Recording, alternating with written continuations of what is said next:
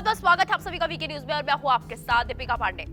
भारतीय मूल का होने पर गर्व है, यही बात ब्रिटेन की गलियों में उस वक्त गूंज रही थी जब ऋषि सुनक ब्रिटेन में पीएम पद के दावेदार थे। भले ही थोड़ी देर से सही, लेकिन ऋषि सुनक ब्रिटेन के पीएम बन गए और आज भी वो भारतीय संस्कृति के गुणगान करते रहते हैं। अब यही हवा अमेरिका में चल रही है। दरअसल अमेरिका में भारतीय मूल के अमेरिकी नेता और संयुक्त राष्ट्र में अमेरिका की दूत रह चुकी निक्की हेली ने राष्ट्रपति चुनाव के लिए अपनी दावेदारी पेश कर दी है। जानकारी के लिए आपको बता दें कि अमेरिका में राष्ट्रपति चुनाव 2024 में होना है। निक्की हेली अब इस चुनाव में अमेरिकी राष्ट्रपति पद के लिए उम्मीदवार होंगे। मीडिया रिपोर्ट्स के मुताबिक निक्की हेली ने कहा, मुझे गर्व है कि भारतीय प्रवासियों की बेटी हूँ। बेहतर जीवन की तलाश में मेरे माता पिता भारत से चले आए थे। वो दक्षिण कैरोलिना में रहे। हमारा शहर हमसे प्यार करने लगा, लेकिन ये हमेशा आसान नहीं था। हम अकेले भारतीय परिवार थे।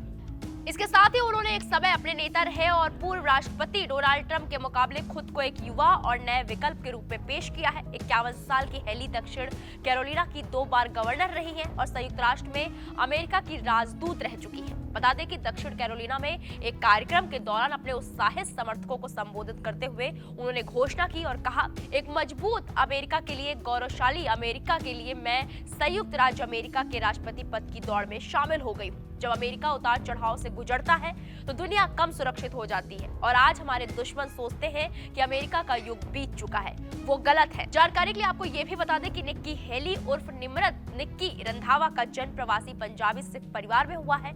हेली अमेरिका के पिछले 3 राष्ट्रपति चुनाव में किस्मत आजमाने वाली भारतीय अमेरिकी नेताओं में शामिल हो गई है। इससे पहले साल 2016 में बॉबी जिंदल और 2020 में उपराष्ट्रपति कमला हैरिस ने अपनी किस्मत आजमाई थी।